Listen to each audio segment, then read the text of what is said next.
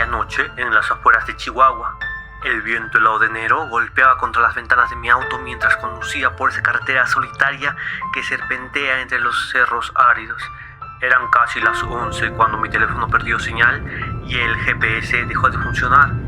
La oscuridad era casi absoluta, solo interrumpida por mis faros que apenas iluminaban unos metros por delante.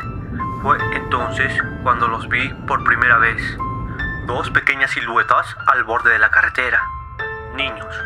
Dos niños solos en medio de la nada, a kilómetros de cualquier poblado, en una noche helada de invierno. Reduje la velocidad instintivamente. ¿Qué hacían ahí? ¿Estarían perdidos? ¿Necesitarían ayuda? Mi primer impulso fue detenerme, pero algo me detuvo. Algo en la forma en que permanecían inmóviles, perfectamente quietos bajo la luz de mis faros. No se cubrían los ojos, no hacían gestos, simplemente esperaban. Pasé junto a ellos disminuyendo la velocidad, pero sin detenerme completamente. Y entonces, por una fracción de segundo, pude verlos a través de la ventanilla. Eran un niño y una niña, quizás de 10 años.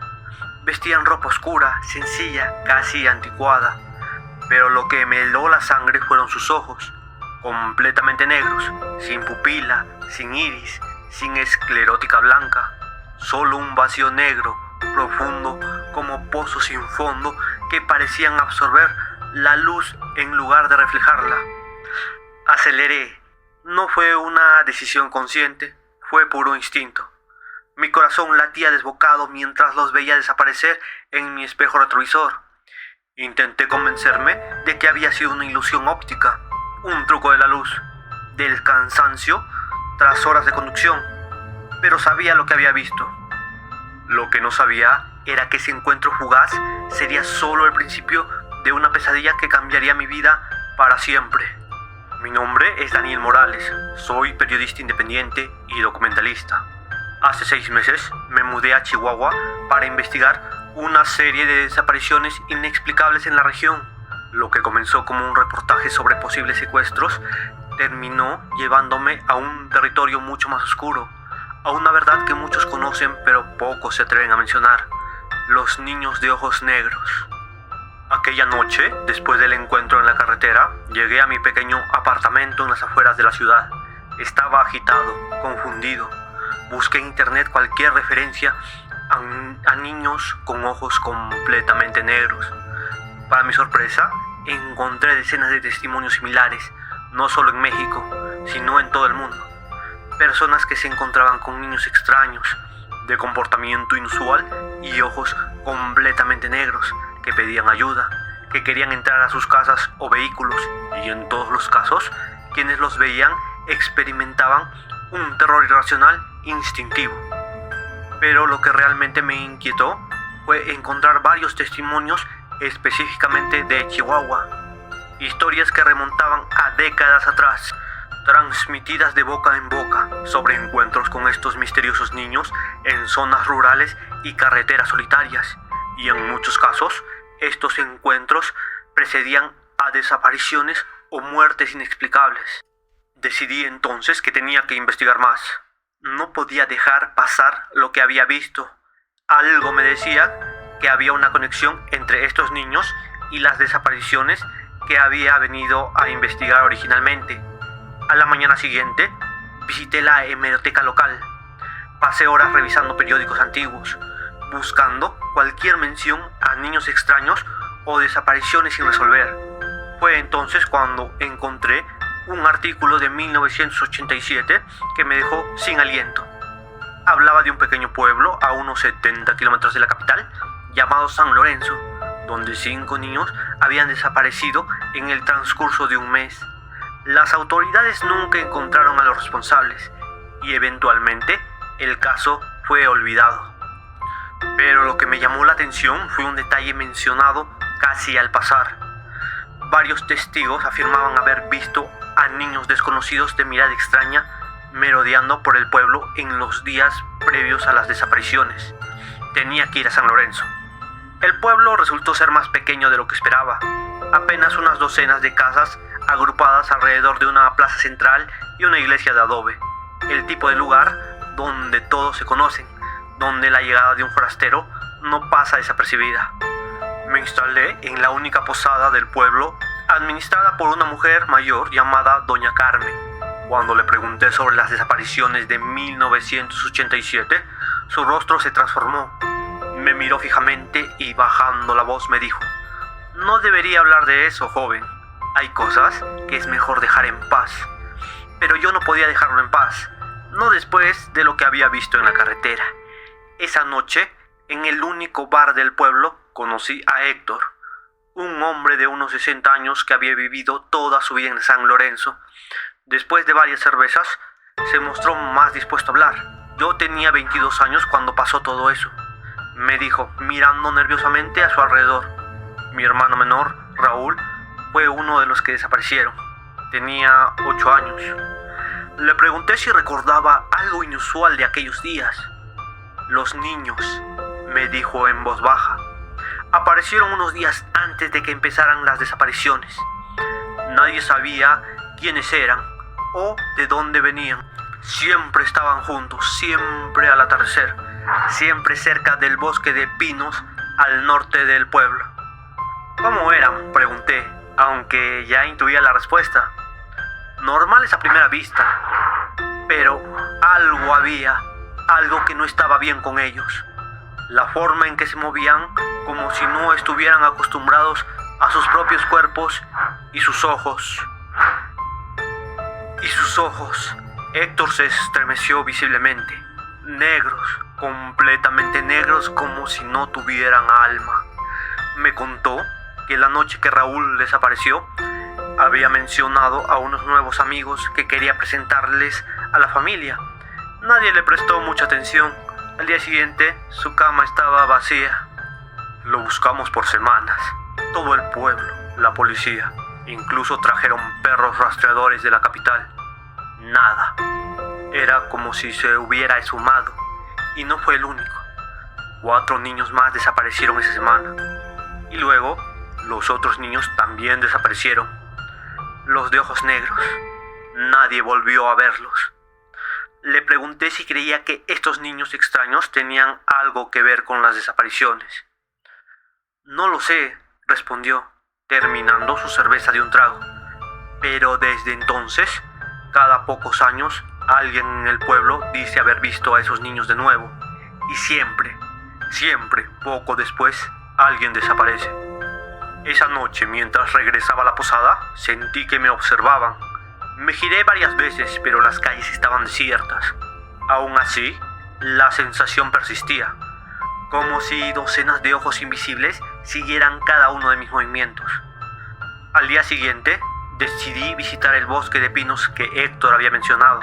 Era un pequeño bosque en las afueras del pueblo, nada especial a primera vista, pero mientras más me adentraba entre los árboles, la temperatura parecía descender varios grados.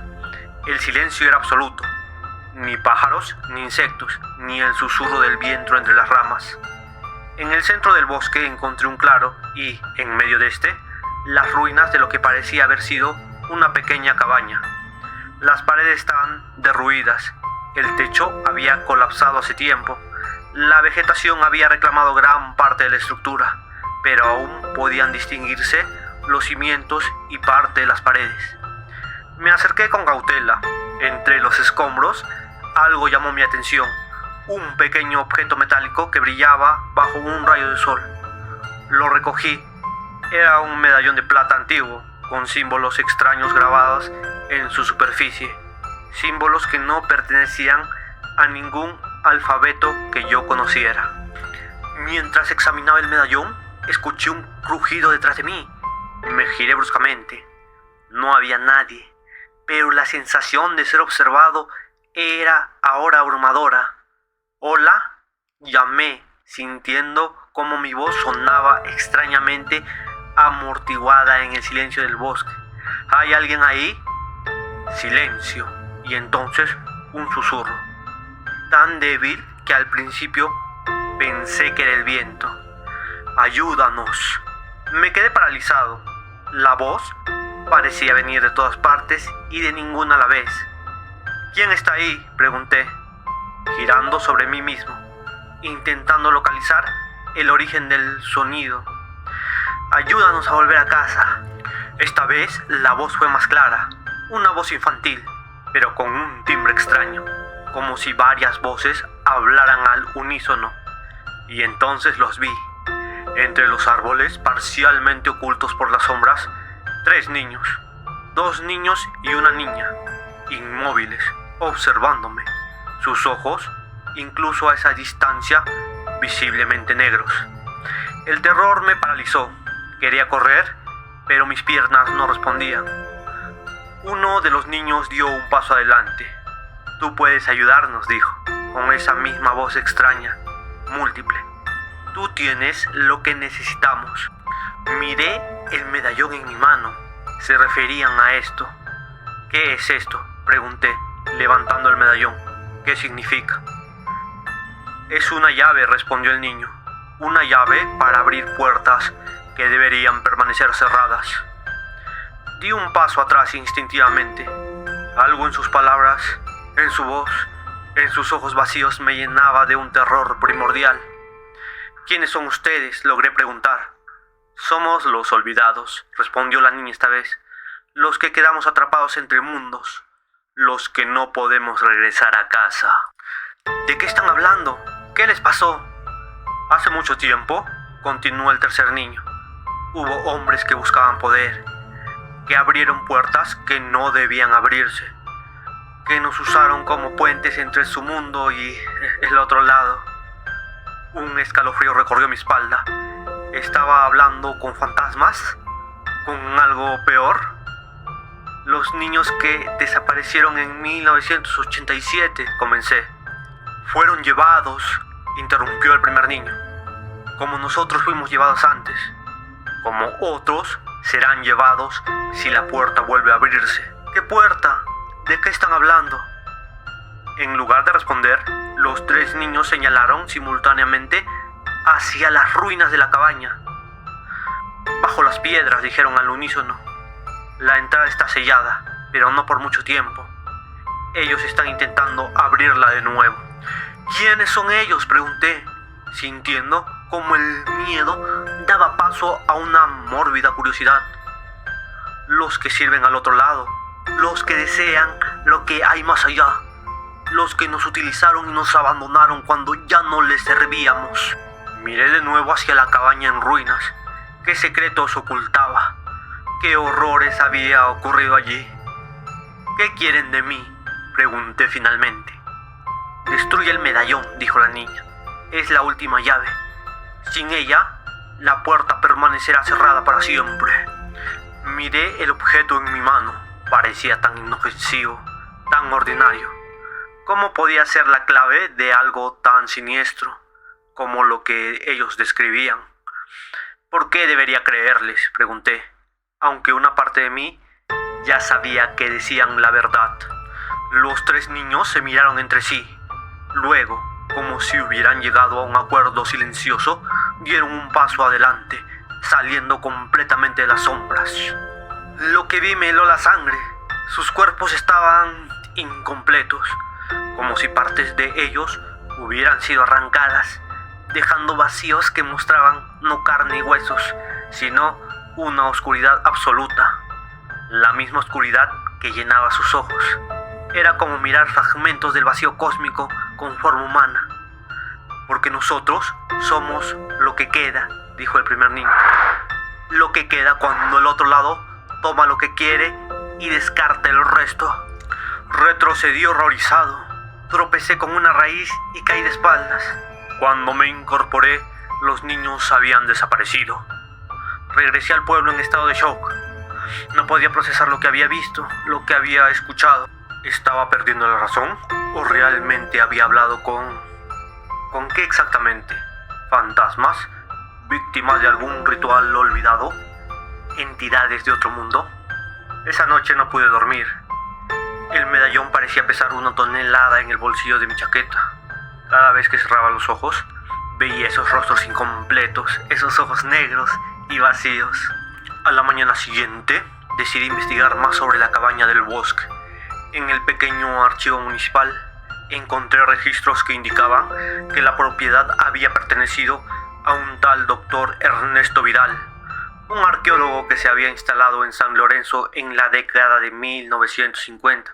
Según los documentos, Vidal había venido a estudiar unas ruinas prehispánicas en la zona, pero pronto se había vuelto reservado y misterioso. Los habitantes del pueblo lo recordaban como un hombre extraño que rara vez bajaba al pueblo y que cuando lo hacía, compraba grandes cantidades de suministros y se llevaba a niños huérfanos o de familias muy pobres como ayudantes para sus excavaciones. En 1963, la cabaña de Vidal se incendió misteriosamente. Cuando los habitantes del pueblo acudieron, encontraron el cuerpo carbonizado del arqueólogo, pero ningún rastro de los niños que supuestamente vivían con él. Las autoridades concluyeron que había muerto en el incendio, aunque nunca se encontraron restos.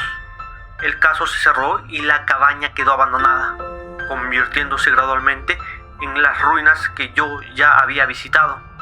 Pero lo más perturbador fue un recorte de periódico adjunto al expediente, un artículo de 1962 que mencionaba brevemente que Vidal había sido expulsado de la Universidad Nacional por prácticas no éticas y teorías que rozaban lo ocultista. El artículo sugería que Vidal estaba obsesionado con antiguas leyendas indígenas sobre portales a otros mundos y seres que podían atravesarlo. Todo comenzaba a encajar de una manera un tanto aterradora. Los niños del bosque, las desapariciones de 1987, lo que me habían dicho sobre la puerta y el otro lado. Decidí volver al bosque, esta vez con una pala. Tenía que ver qué había bajo las ruinas de esa cabaña. Llegué al claro al mediodía. El silencio era tan opresivo como el día anterior. Comencé a apartar escombros y a cavar entre los restos de lo que parecía haber sido el suelo de la cabaña. Después, casi de una hora, mi pala golpeó algo metálico. Aparté la tierra con las manos, descubriendo lo que parecía ser una trampilla de metal. Estaba cubierta de los mismos símbolos extraños que el medallón, y en el centro había una pequeña hendidura circular del tamaño exacto del medallón que había encontrado. Mi corazón latía desbocado. Parte de mí quería salir corriendo, olvidar todo esto, regresar a mi vida normal. Pero otra parte, la parte que me había hecho periodista, que siempre buscaba la verdad sin importar cuán oscura fuera, me impulsaba a continuar. Saqué el medallón de mi bolsillo, lo sostuve sobre la hendidura sin insertarlo aún. No lo hagas. La voz me sobresaltó. Me giré para encontrar a los 3 niños de ojos negros de pie al borde del claro. Sus formas incompletas se recortaban contra la luz del sol, creando sombras imposibles. Si abres esa puerta, dijo la niña, ellos podrán cruzar de nuevo. Tomarán a más niños, como nos tomaron a nosotros.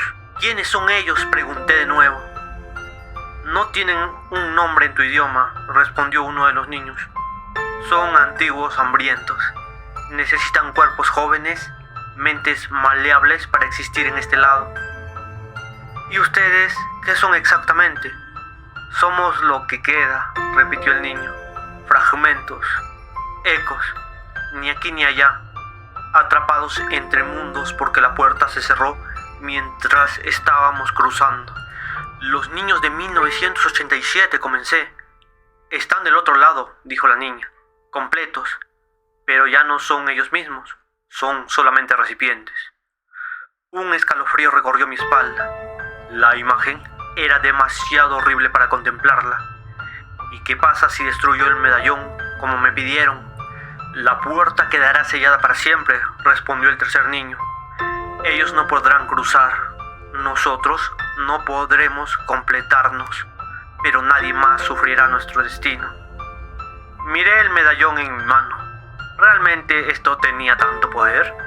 ¿Realmente era la clave de algo tan monstruoso? Hay otros que buscan abrir la puerta, continuó la niña, que saben de su existencia, que han estado buscando el medallón durante décadas. ¿Quiénes? Seguidores, discípulos de Vidal. Creen que lo que hay al otro lado les dará poder, conocimiento, inmortalidad. no entienden el precio. Mientras hablábamos, escuché el sonido de ramas quebrándose a lo lejos. Alguien se acercaba.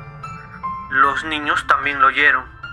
Sus expresiones cambiaron a una de alarma. «Han venido», dijo uno de los niños. «Te han seguido. Saben que tienes el medallón». «¿Quiénes?», pregunté alarmado. «Los que quieren abrir la puerta. Debes decidir ahora. Destruye el medallón o ellos lo usarán». El ruido de pasos se acercaba. Eran varias personas, moviéndose rápidamente entre los árboles. Miré el medallón una última vez.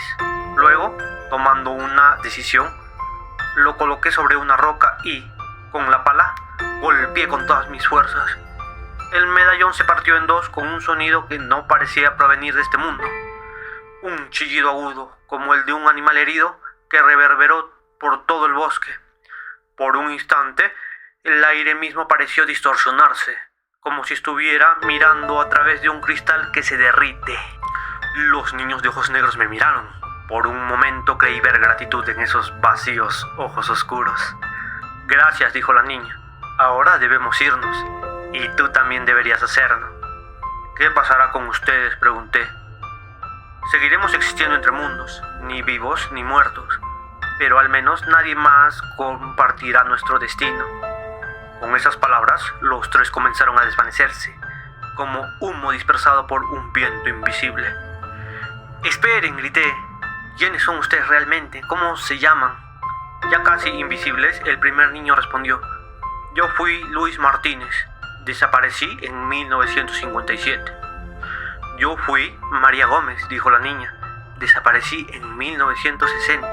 «Yo fui Alejandro Torres», dijo el tercer niño. «Desaparecí en 1962. Y entonces se fueron, dejándome solo con los fragmentos del medallón y el sonido cada vez más cercano de pasos entre los árboles. No esperé a ver quiénes eran los que se acercaban.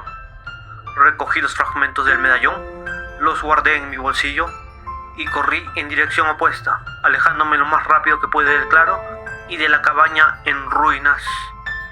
Esa misma tarde, empaqué mis cosas y abandoné San Lorenzo. Mientras conducía de regreso a Chihuahua, no podía dejar de pensar en todo lo que había descubierto, en los horrores que había apenas vislumbrado. Los fragmentos del medallón pesaban en mi bolsillo como un recordatorio constante. Decidí que lo enterraría en lugares diferentes, lo más alejado posible el uno del otro. Nadie debería poder reconstruir esa llave. Nadie debería poder abrir esa puerta de nuevo.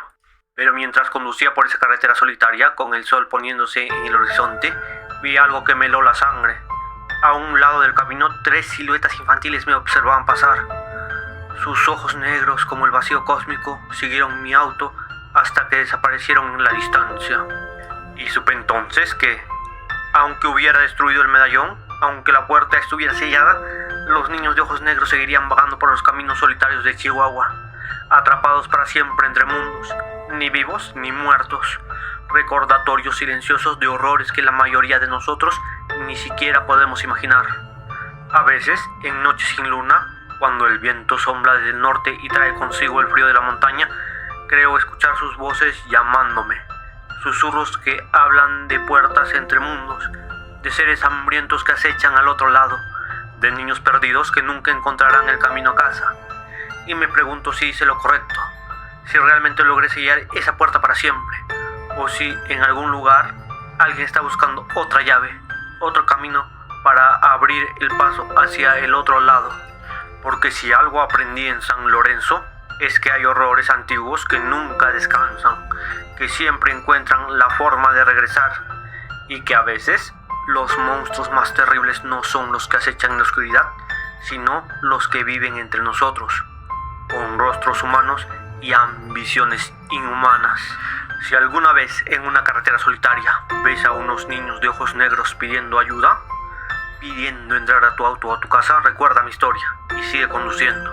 No mires atrás, no te detengas, porque ellos no son lo que parecen, y lo que buscan no es ayuda, sino un camino de regreso, un camino que, por el bien de todos nosotros, debe permanecer cerrado para siempre. Si te ha gustado esta historia, no olvides dejar tu like y suscribirte al canal para más relatos de terror. Activa la campanita para ser el primero en ver nuestros nuevos videos. ¿Conoces alguna historia sobre niños de ojos negros o has tenido algún encuentro paranormal? Cuéntame en los comentarios. Y recuerda, si alguna vez te encuentras con unos niños de ojos completamente negros en una carretera solitaria, no te detengas.